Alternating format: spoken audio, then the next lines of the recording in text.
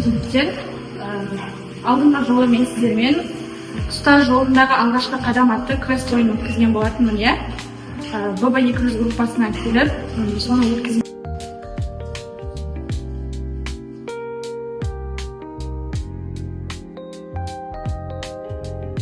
Бір күндік бір сабақты алатын болсақ, біз өзімізбен бірге қысқа мерзімді жоспар алып барамыз, кодниктерді алып барамыз.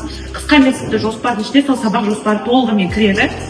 Біздің яғни нақты қадамдарымыз үшін керек. Тәртіп бұзған оқушыға қалай әсер етуге болады? Негізі оны барлық балдардың алдында оны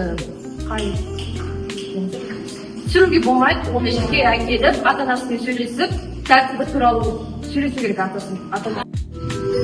Алғашқы сабаққа қалай дайындалу керек? Бірінші біз сабақ өтпестен бұрын сабақтың алдында бірінші қысқа мерзімді жоспарды дайындаймыз. Сол қысқа мерзімді жоспарда сабақтың тақырыбы, сабақта қандай тапсырма айтылады. Оқушылармен жақсы қарым-қатынас орнату үшін не істеу керек?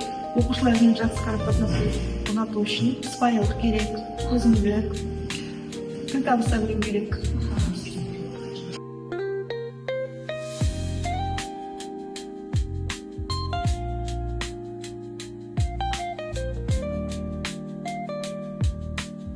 Айта кететін болса, мен 3-ші курста практикамда инклюзивті балдар менде ауыр форматта болған, яғни ең соңғы деңгейі сияқты.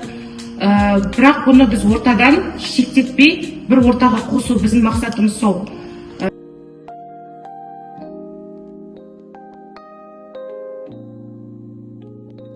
Айтады, өздерің құрып үйреніңдер дейді.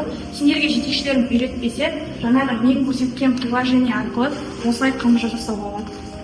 Но менің осы 4-ші курста осылай жасаған қылмысшылар.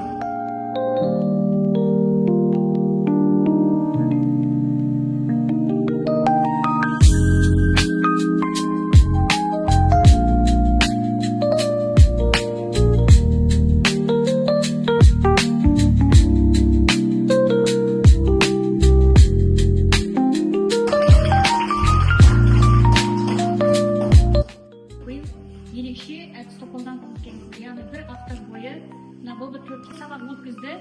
Сол тәжірибемен алмасыңдар. 4-ші курсқа барғанда